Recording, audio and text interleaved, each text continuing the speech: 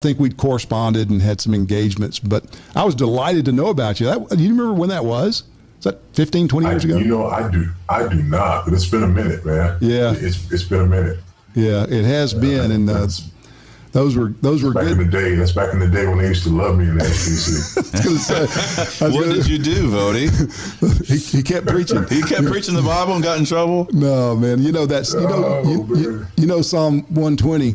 Psalm 20, the psalmist says, hey, I'm for peace, but when I speak, they're for war. So, you just either quit talking and have peace or keep talking and have war. And so you've kept talking. And just so good to see you again. Look forward to having you down here in January for the Doctrine of God conference. That's going to be awesome.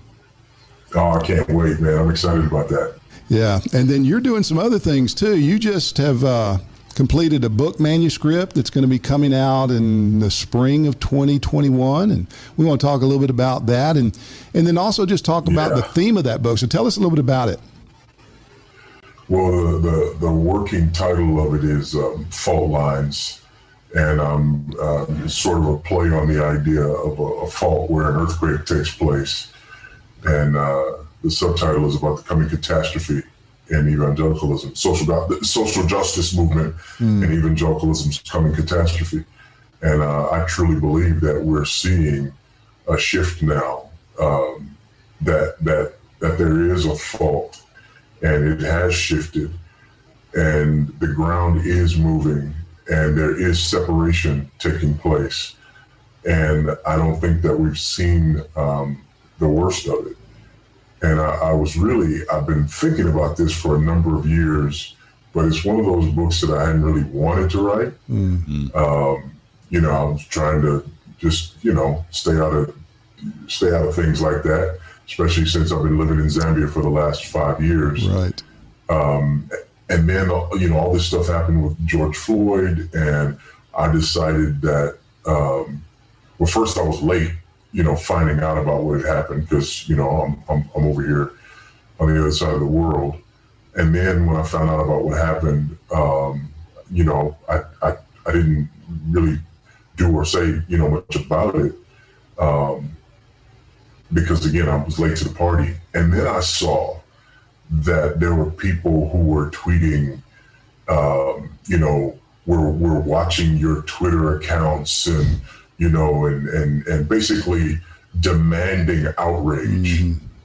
Well, if I was going to say anything, that settled the fact that I wouldn't. When people started demanding outrage, as though, especially from those of us who signed the Dallas Statement, as though there's anything in the Dallas Statement that would indicate that we would not be shocked and appalled by the taking of the life of a human being. I mean, it was absolutely ridiculous, and I don't do like bullying, and so I just said, you know what, that pretty much settles it. I'm not gonna get into this. And then there's a friend of mine who always says to me, God loves you, but I have a wonderful plan for your life. Who's his name? He decided to post some videos from a conference that I had done with him at this little thing called the Founders Conference.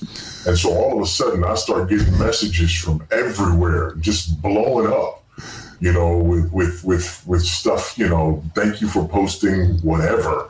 And, I don't have a YouTube channel. I've never had a YouTube channel. I've never posted anything to YouTube. Everybody's thanking me for posting this stuff on YouTube. And lo and behold, my friend who always tells me God loves me, but he has a wonderful plan for my life, had dropped me right in the middle of it.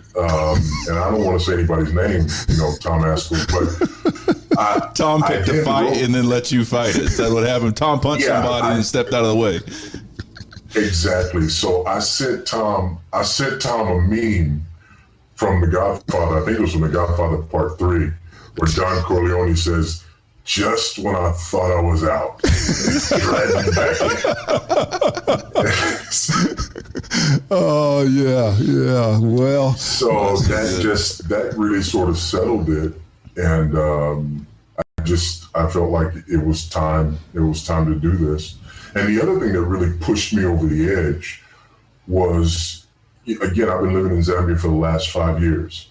And you got to understand, you know, here in Zambia, the police don't protect and serve. If somebody was to break into my house right now, I couldn't call the police. If I did call them, they wouldn't come. If something happened and I needed the police, I would have to go get the police, pay them a bribe, and bring them so that they could do whatever they were going to do. The police here set up checkpoints at the end and the beginning of the month in order to stop cars, to, you know, check people's tags. And if your tags are out of date, they pull you over to the side of the road where you pay your fine in cash. So, you know, another thing that's happened here is, I remember the first time we saw somebody being beaten by the police. We were in a grocery store, and there's a bunch of cops who got this guy, and they're just carrying him on their shoulders while others are beating him. And he's just moaning and wailing, and nobody's doing anything. And I'm like, what's going on? And the person in front of me in line just turns around and goes, he's a thief. And I'm just like, so he just gets beaten up by the police?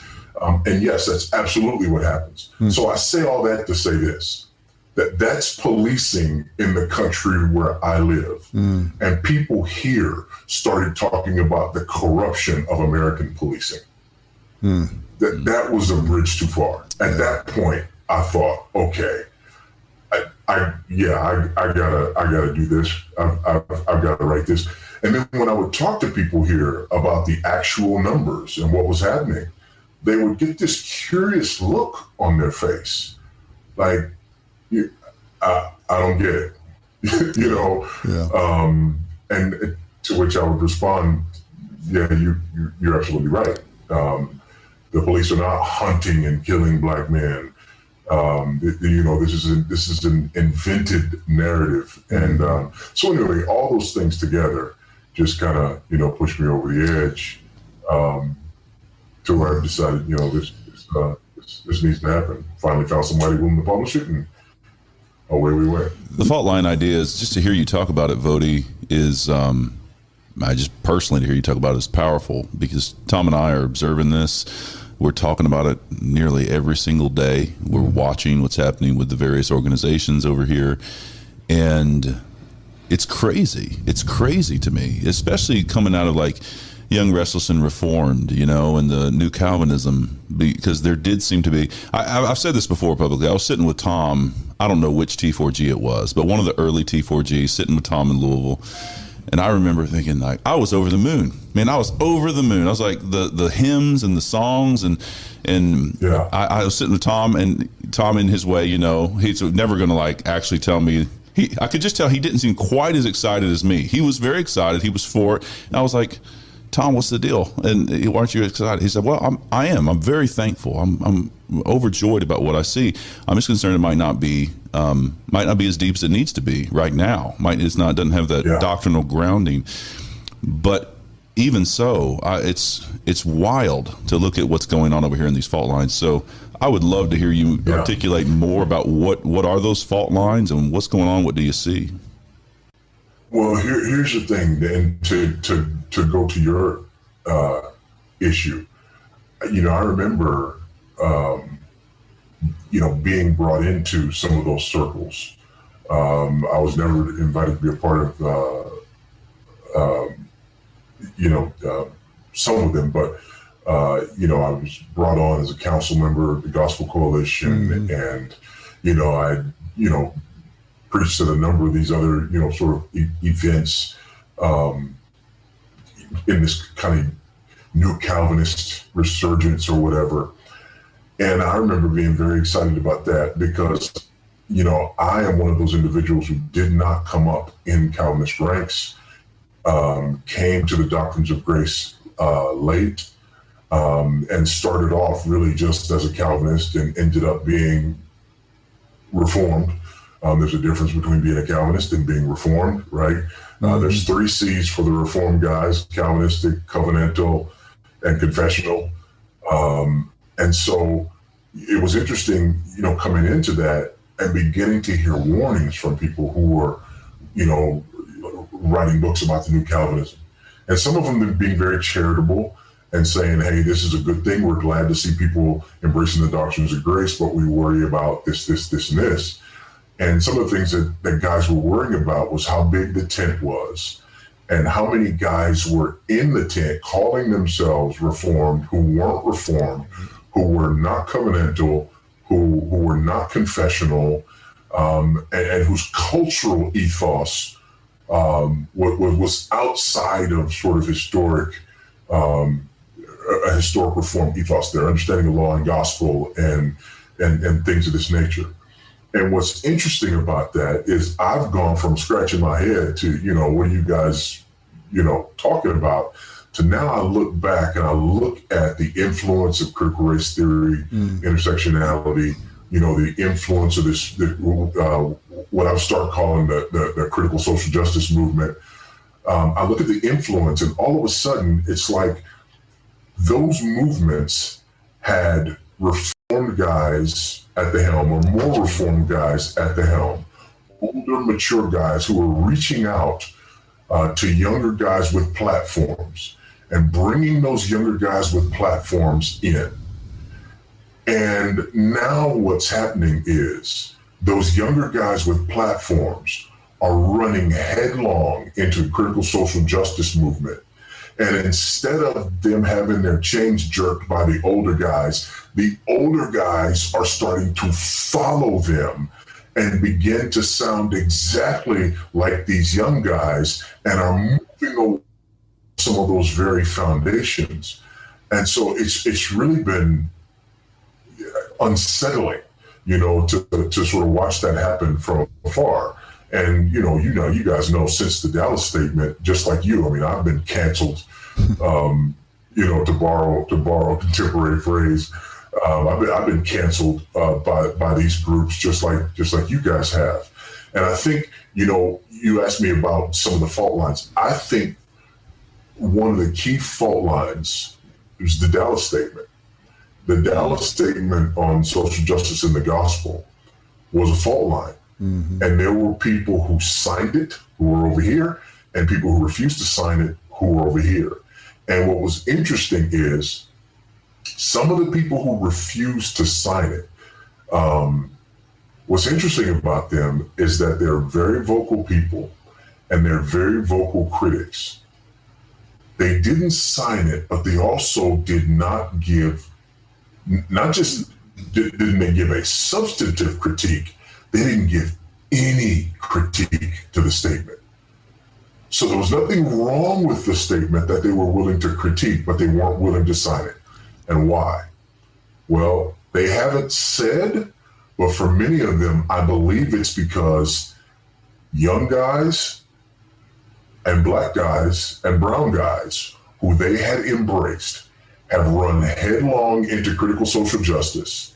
And a lot of these guys did not sign the statement because it would have meant repudiating some of the young guys they embraced and mentored. Yeah, I think you're right, Voddie. And I remember having a conversation like that with one of these older guys, and he said that the statement, he was disappointed in it because this is almost a quote, it shut down some productive conversations on race that were taking place. Yep. And, I look at it, those conversations weren't productive, number one. No. And if we can't agree on some fundamentals that the Dallas statement lays out to have a conversation, then I'm wondering what we're talking about.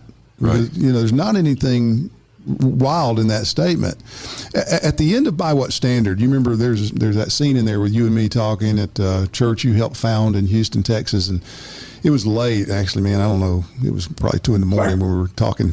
2 o'clock in the morning. I saw how red my eyes were in the That's when the truth comes out. That's when right. The truth comes out at 2 a.m. We may have needed a few more filters, but I do remember just a sober moment in our conversation. I think this is and made it into the film, where you said you just think that division is inevitable. I mean, it just looks like it's we're not going to be able to avoid some separation, and that's heartbreaking, but God's done that in the past. So you've had 5 years to kind of not live and breathe the air regularly in the U.S., and man, you've been doing great work over there at the African Christian University in Lusaka, Zambia, and in the church where you're serving and other things that you continue to do.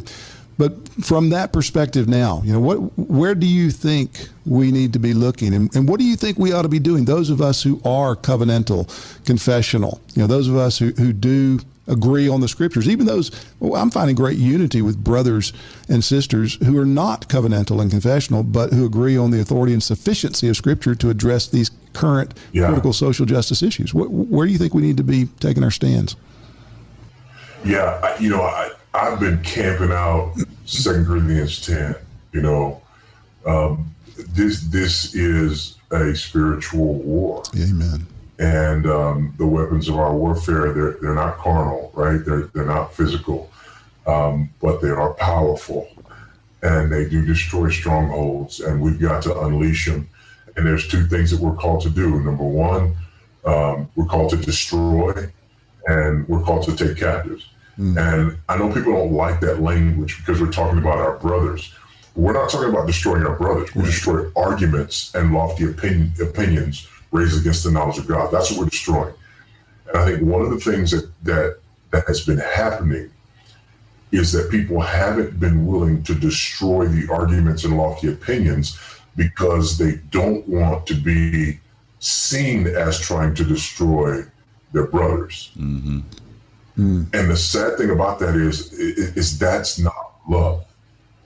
I think one of the things that's been exposed here as this fault line has shifted is it has exposed a false unity. Because if a brother is going to say that I'm not his brother because I have a different opinion on it, I think it's very interesting that these movements, now you look at, the Gospel Coalition, Together for the Gospel, and, all of these, sorts of groups that rose up, these different conferences that happened, and the different seminaries that were attached to this, and seminary presidents that were involved in this. And you had people, one of the beauties of it, and I think, Jared, one of the things that you were talking about being excited about, was that guys were saying, you know what, there are non-essentials that we disagree on, things that we used to kill each other over. The Presbyterians used to baptize us to death, right? Mm-hmm. But now here we are, and we're saying, there are things that are more significant than that, and we're unifying over this. And it was amazing. And guys, talking about, continuationists and cessationists coming together and saying that's not going to divide. But now we're dividing on this issue of a critical race theory, intersectionality, critical social justice view of race. That is more significant to us than baptism, more significant to us than continuationism, and more significant to us than confessionalism. Mm-hmm. We were saying, you're not a confessional guy, we're a confessional guy, yada yada yada. But this view is more significant to us, to a group of people who were uniting in spite of a whole bunch of things. Now guys are saying, no, this is a bridge too far. And if you don't interpret these issues, down the line, according to the ways critical race theory and intersectionality view these issues, according to the way the critical social justice views these issues.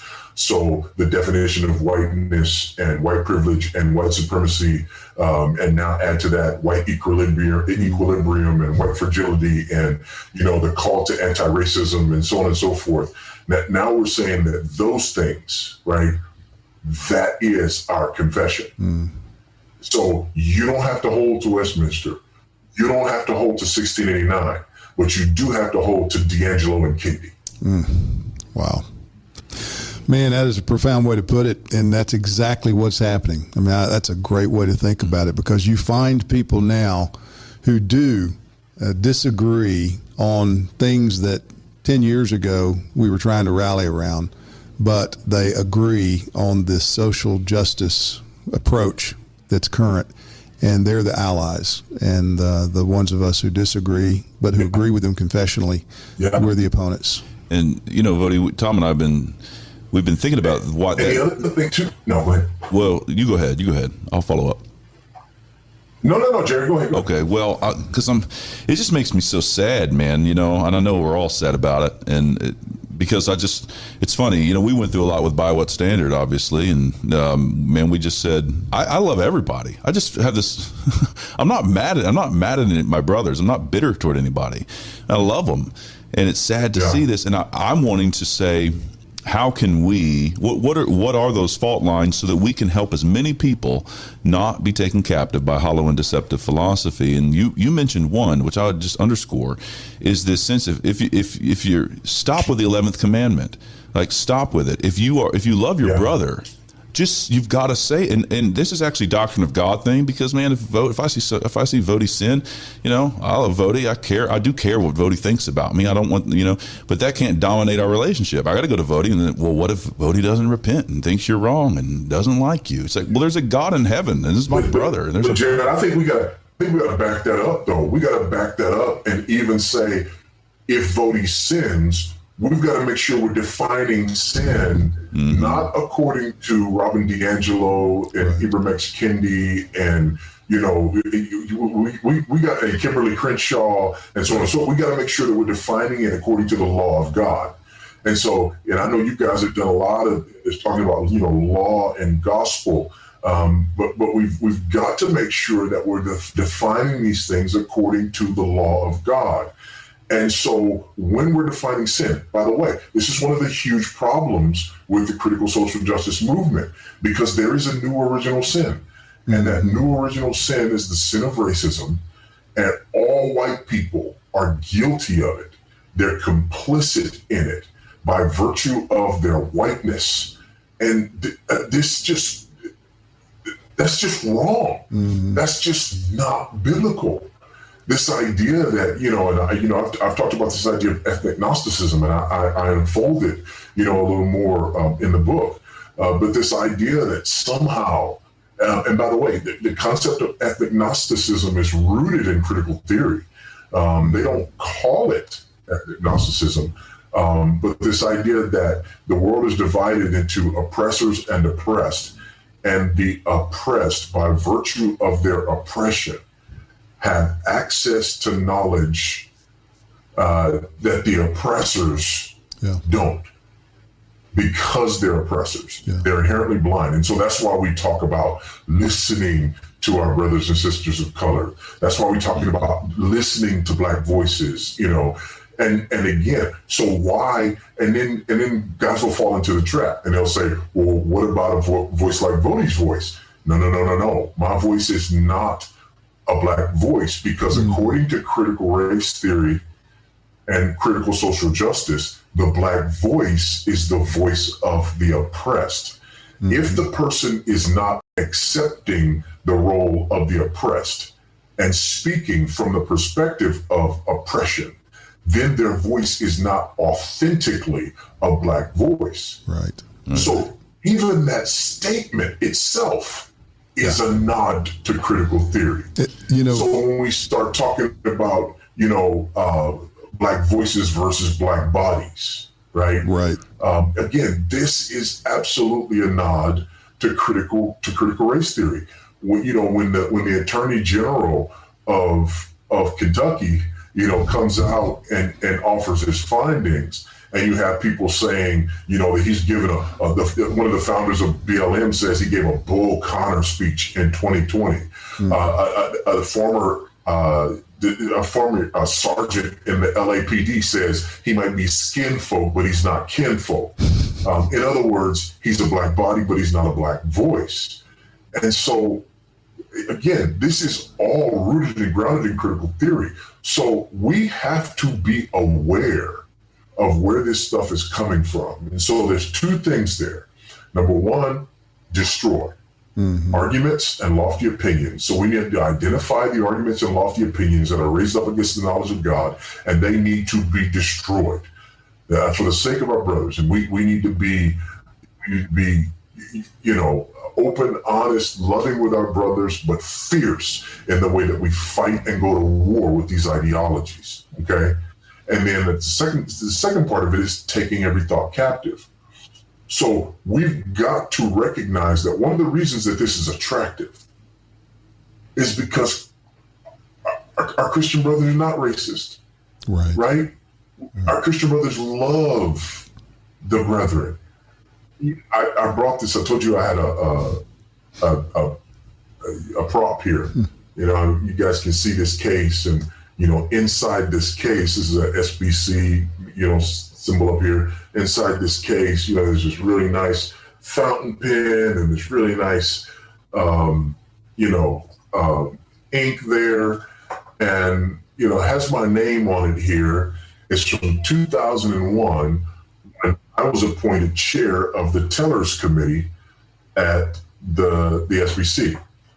Now, I didn't get to go because of the flooding that year. I was in Houston trying to get to New Orleans, and it was flooding, and so I didn't get to go, although I was appointed chair. Why was I appointed chair of the Tellers Committee? When they appointed me chair of the Tellers Committee, I had to ask, what's the Tellers Committee? I'm not a political bone in my body, but let me back up a little bit. About a year or so before that, I had been in a meeting in the home of Paige Patterson. It was me, Derry Hodge, another, two black doctoral students at Southeastern Seminary, and Patterson had given me permission. He's president of Southeastern. He had given me permission outside of the system. I was doing a D-Man, and my plan was to do a D-Man and then do a PhD. He gave me permission because I had this wild idea of going to Oxford and doing my DPhil at Oxford. He gave me written permission as the president to do my last year of the D-Man as the first year of the DPhil at Oxford, and to count that toward the completion of the one degree and the start of the other, because God loved me, but Paige had a wonderful plan for my life. Paige wanted to see me be the president of one of our seminaries, or the first black president of the Southern Baptist Convention. And Paige was not about tokenism. And he sat us down and he said, it's important that you guys are doing this work because we love the brethren, and we've always tried, to embrace brothers of other ethnicities and see them rise up through the ranks. But guys, go off here, they go off there, they don't have our, share our theology or whatever. So just like it had happened throughout my entire theological career, I had white brothers reaching out to me, not giving me anything other than encouragement to stay the course because they wanted to see me succeed. And so that's what was happening. And Jared, you kind of joked earlier, about what happened to me. I'll tell you what happened to me. A few years later, I wrote a blog post, and Tom, I think this is when you and I started corresponding. And in that blog post, I came out as a Calvinist. And I don't know if you remember that or not, but I wrote a blog post explaining why I embraced the title of Calvinist. So that was strike one. The other strike was Bruce Short and I brought a resolution at the convention. I forget which year it was we brought that resolution, but it was that resolution about public schools, right? Calling for the investigation of the public schools.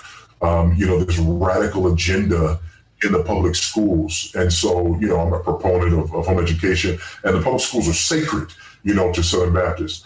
And so because of those things, I ended up getting blacklisted in the SBC because I got off message, I got out of line. This wasn't, what our ideology was. And it's quite interesting that, nowadays we've got guys sort of going in different directions. And instead of the SBC, right or wrong, saying, no, this is not what our ideology is. They're sort of caving and letting things like Resolution 9 happen. Yeah. So I just think it's really interesting to watch, the way things have unfolded. I say all that to say this. One of the ironies is that people not only say that I'm not a black voice, but they try to explain why I'm not a black voice by saying that I'm trying to curry favor with white people, so that I can have elevated positions with white people. So let me see. I opened my mouth in the SBC where they wanted me to be the first black president of one of our seminaries, or the first black president of the SBC. So I opened my mouth and that was gone. Now recently I've opened my mouth and all of these other organizations that I used to be a part of now won't touch me with a 10-foot pole. But the answer people have is that I'm doing this in order to curry favor with white people. Yeah. As we say in Texas, man, that dog won't hunt. The reason I think you're in trouble, Voddie, and the reason Tom's in trouble, the same. It's like, I want to be with both y'all guys wherever I go, because y'all both going to say something. Something's going to happen. It's going to be Voddie and Tom done said something. They're the first ones to say something. Everybody's going to be like throwing down. But, this is interesting. I just couldn't help but think about when you were talking, Voddie, about the two issues that Calvinism, public school. And yet the way it's being played now by the SBC, they're really caving. I'm suspicious that it's pragmatism just rampant in the SBC that plays it both ways. Absolutely. Right? So what you did, you hit two issues that transgressed pragmatism. Calvinism doesn't work and government schools don't work. But this CRT stuff does. It fits the pragmatic worldview. And it's just kind of trying to curry favor even with man. It's not trying to become all things to all men like Paul tells us, but we're trying to be accepted kind of by the world in order to do evangelism. And the issues you brought up don't fit. But this modern stuff right now seems to fit the spirit of the age, and so they're kind of moving with it. Yeah, until they can't go far enough. Mm-hmm. And that's the thing. The whole anti-racist movement is upfront about the fact that you can never complete the work of anti-racism. Right. There is no there. There so is it's going to cost more than $5 million from the original sin of. Yeah, no, it won't. It won't be enough. It won't be enough. You watch, because when you get letters, that are talking about. The patriarchy and pernicious, theology and this of the founders or whatever. I'm telling you, you did $5 million. Number one, $5 million is not enough. But number two, you kept the names on the building. And then number three, you didn't cede power. You didn't give up your power to black people.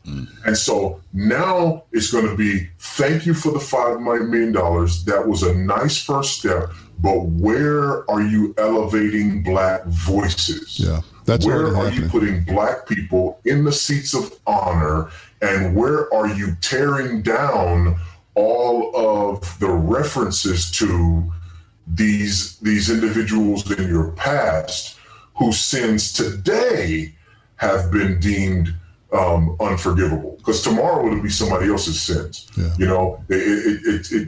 It's always somebody else's statue today, but eventually it's going to be yours.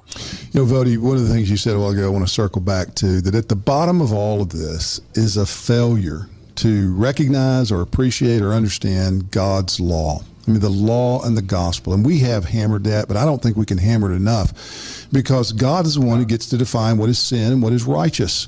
And good night. I mean, I have enough trouble dealing with real sin in my life. I don't need anybody to manufacture new sins and try to make me measure up to their shifting standards in order to deal with that.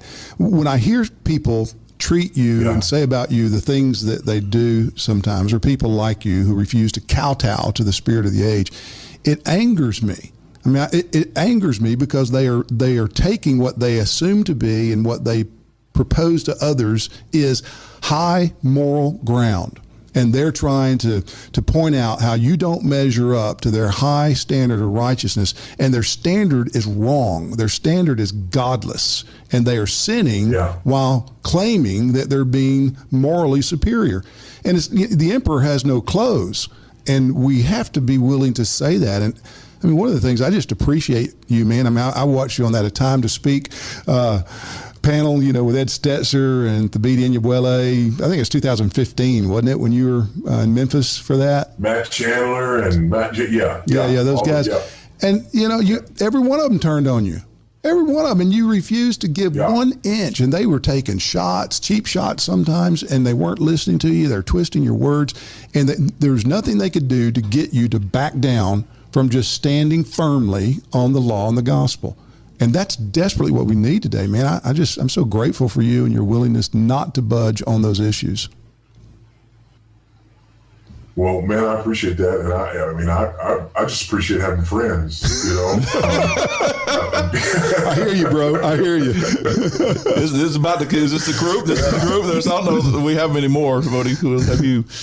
So, hey, you know, and it's interesting. It's interesting that, you know, now I get things, you know, like my circle of friends is getting so small. And then people try to make my circle of friends even smaller. And so somebody told me, for example, that, you know, Jeff Durbin apparently, you know, stepped out of line here recently in a message that he did at the Fight Love Feast or something like that. And I'm getting emails from people asking me why I haven't spoken up to condemn Jeff Durbin.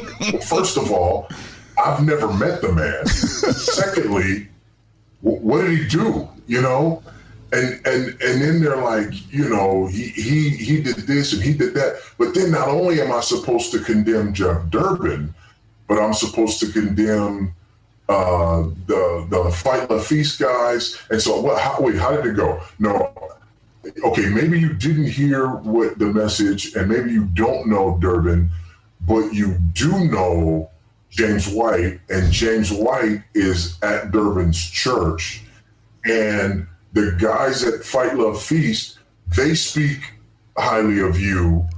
Therefore, since you know the one guy who knows him and the other guys who did the event speak highly of you, you're therefore ugly. I was like, what are you talking about? There's some fundamentalist stuff going on right there. They put fundamentalists to shame. And they say we're the ones being fundamentalists on this thing.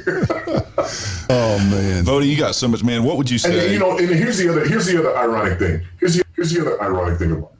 You know, people are saying that, you know, we're trying to truncate the gospel, and, you know, we don't understand the implications of the gospel and this and that and the other. You know what's funny about that? Two things are funny about that. Number one, some of these same people were saying that I was being too broad in my application of the gospel because of my advocacy for home education in particular, and for Christian education for parents in general. And so when I did What He Must Be, and with the Ever-Loving Truth, Family Shepherds, and What He Must Be, there are people who felt like I was applying the gospel too broadly in dealing with those family issues and educational issues and things like that, right? Some of those same people now are saying that I'm a fundamentalist because I'm not willing to apply the gospel to the work of anti-racism. But I'm going to go you one further. Why did I come to Zambia to help start the African Christian University, which is a classical Christian liberal arts biblical worldview university? You know what's interesting about that? There are people, when I tell them what I'm doing, they always say, oh, you guys are starting a Bible college. No, it's not a Bible college. Oh, you guys are starting, no, we're starting a university. We're offering degrees in agriculture, business, education, fine arts, theology, getting ready to add biology and chemistry. And some of these same people could not wrap their mind around it. We have a hard time raising funds for ACU because there are people who get doing a Bible college because, Africans, Bible college, preach the gospel, get them saved so they don't go to hell. But then they hear about the expansive work that we're doing, and they can't wrap their heads around it because they're fundamentalists who don't get the broader view that we have of this university. And now people turn around and say that I'm being a fundamentalist because I'm not embracing the twisted view of anti-racism as being part of the gospel. Not because I think racism is okay, but because anti-racism is part of a worldview that is counter to the gospel. Mm-hmm. So don't sit there and try to tell me that, I'm not willing to expand my understanding of the implications of the gospel broadly enough. Yeah. If you get rid of God's word and God's law as the standard, then any old standard will do, and they can measure you by it and beat you up all day. That's exactly what's happening. That's right. Yeah, I think that's interesting the way that's shaken down, Voddie, and we've sensed the same thing. Like, in some ways, as I watched YRR kind of go south, Chris Tomlin got out of the city, went out and sang, but then they kind of got put in the pocket of the city. They didn't have their Bibles with them. And then there are these other kind of fundamentalists draw high walls. We shouldn't be involved in culture and all that kind of stuff. I mean, we're striking at that with the Wield the Sword project that we've got going on, that we're so excited about. You going to be here, going to be recording season 2 on that. And I think there's doctrine under that, and important doctrines about the nature of the kingdom of Christ and its relationship to the world, in the sense that it is coming on earth as it is in heaven. And there's the relationship of the physical and the spiritual and the very nature of reality itself. I think all of that's going on, and I hope a recovery of those doctrines, as you said, destroying certain arguments, and then teaching clearly so that some of our brothers can get right on this, because I do think there's a good impulse, but there's been not a deep enough doctrinal grounding. I do have another question for you. I don't know, we're kind of running, but just one more, or one go at it with 2 different questions, Voddie. You see these fault lines, especially in American evangelicalism, probably in American Reformed evangelicalism. Tom knows many of the leaders in all of this. What is your message to them, given the fact of these fault lines and some that have been unwilling to speak, or just how would you direct to the leaders? What would be your word to them that you would see good things to come? And then secondly, what would be your word to just pastors throughout our community? What should they be doing given the situation at hand?